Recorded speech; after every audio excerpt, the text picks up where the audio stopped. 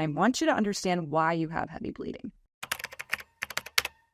Hey guys, it's Dr. Bala. If you have really heavy bleeding, you are worried each month about if you're going to bleed through your clothes, if you can leave your house, if there's a bathroom nearby, I want you to know there's a lot that we can do, and I want you to understand why you have heavy bleeding. First, let's talk about what is heavy. How do you know if you have heavy bleeding? Heavy bleeding is defined as 80 milliliters or more in a period. If you are like, Dr. Bala, I have no idea how much I'm bleeding. How am I supposed to know that? Here are some other ways of knowing if your period might be too heavy. The first one is if you are bleeding for more than 7 days. So even if that's just spotting at the end and that's lasting for several days, that can still be part of a heavy bleed. If you have clots that are bigger than the size of a quarter, or if you are waking up in the middle of the night to change your products, if you have to change your pad or tampon or period underwear or cup or whatever it is that you're using because you're going to leak through, or if you are having to double up on your products, if you're wearing a pad and a tampon together because you're worried about leaking, or if you are soaking through a pad or tampon every 2 hours or more for several hours, all of these are signs that you might be having a heavy bleed. First of all, I want you to know what you should be tracking in your period. Let's start with the number of days you're bleeding, okay? Because if you don't know how many days you're bleeding, how are you going to know if you have a heavy period? Start counting day 1 as the day that you see bright red blood. Spotting, I don't want you to count as your period days. I do want you to know if you are spotting and track that, but those are not going to be your period days. So the days that you see bright red blood are going to count as your period until, and then if you're spotting even at the end, even if it's not bright red, even if it's pink, even if it's brown, towards the end, those are still going to count towards your period days. It's before you start your period is what we want to know as spotting versus period. So that is the first thing I want you to start tracking. The second thing I want you to track is ovulation. So many women have no idea if they're ovulating. The most common thing that I see is when I ask somebody, hey, when do you ovulate? They'll say, let me check my app. Your app does not know if you are ovulating or not. It is guessing based on an algorithm. So unless your app is also tracking your body temperature, your cervical mucus, your LH, your progesterone, or some other marker in your body, your app has no idea if you're ovulating or not. It is just guessing. So please track this in some way so that you fully know whether or not you're ovulating. Because this is really important. If you're not ovulating, that's where we need to start when we work together. We're not going to focus on all these other things because your body isn't even ovulating. You're not having a true period. So until we do that, we can't really work on those hormones. The next thing I want you to track is when you are getting your symptoms. A lot of women with heavy bleeding also have other symptoms like headaches and migraines or breast tenderness or maybe congestion and period flu symptoms or irritability or hot flashes or night sweats. All of these can be common with heavy bleeding. So I want you to track when in your cycle you have these symptoms. Is it right after ovulation? Is it day 21? Is it a week before your period? Is it just a few days before your period? Where are you in your cycle when these symptoms are occurring? Because all of this, whether you're ovulating or not, how many days you're bleeding, whether or not you're spotting, when you have your symptoms, all of this information is giving me more insight into what might be going on with your hormones. What is happening with estrogen and progesterone? Is your progesterone maybe a little bit on the low side? Maybe your estrogen is a little bit too high. Or maybe your follicular phase is a lot longer than we want it to be, and the luteal phase isn't lasting quite as long as we need it to be. That's telling me progesterone might not be staying elevated long enough, or that it's not getting high enough. There's so many different things that we can glean just from you tracking these parts of your cycle. So I want to talk a little bit about estrogen dominance. A lot of you have heard this term estrogen dominance, and you might have self-diagnosed yourself with estrogen dominance, but let's get into what that is. There's 3 different types of estrogen dominance that you can have, and this isn't necessarily clinically accurate. So the first kind of estrogen dominance you can have is low progesterone, meaning estrogen levels look fine. Your estrogen levels are normal in your luteal phase. All of this is in your luteal phase. So your estrogen levels are normal, but progesterone levels are just not where we need them to be. And so you might notice if you have adequate estrogen levels but low progesterone, you might notice trouble getting pregnant, trouble staying pregnant, recurrent miscarriages. You might notice irritability, or you might notice a lot of fatigue during this time. You might notice breast tenderness. These are all things that are associated with low progesterone, even though estrogen is. Then the second type is going to be high estrogen.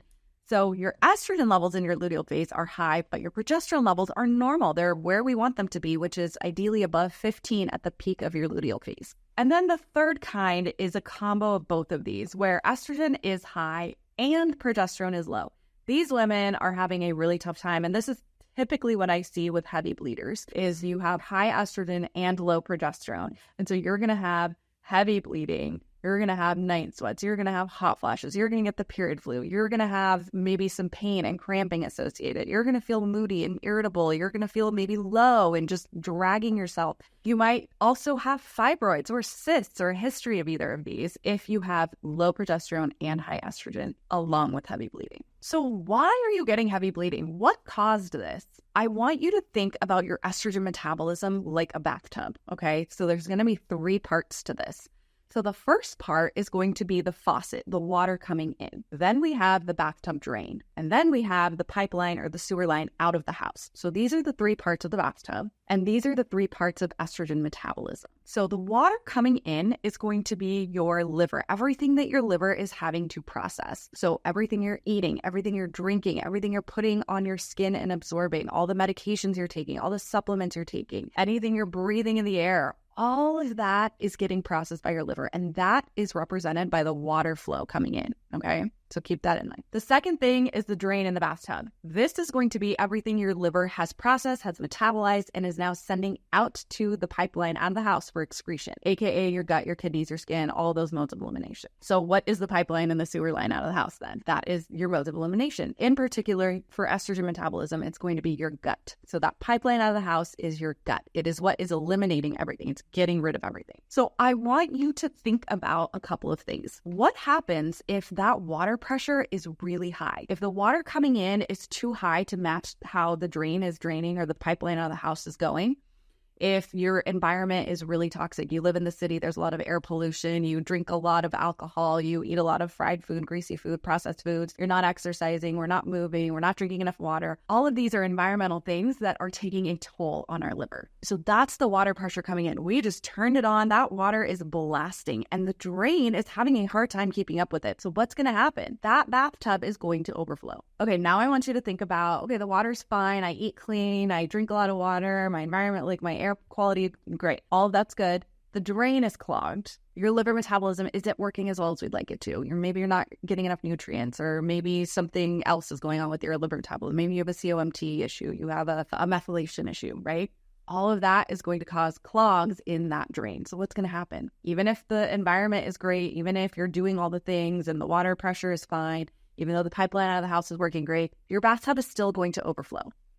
And same thing for the pipeline out of the house, right? So say your liver metabolism is great, your environment is great, but your gut is a hot mess. You are constipated, or you have diarrhea and loose stools and urgency, or you have gas and bloating all the time, you have reflux, like something's up with your gut. All of those are still going to be factors for your tub overflowing because things are not getting eliminated properly. That is how I want you to think of your estrogen metabolism.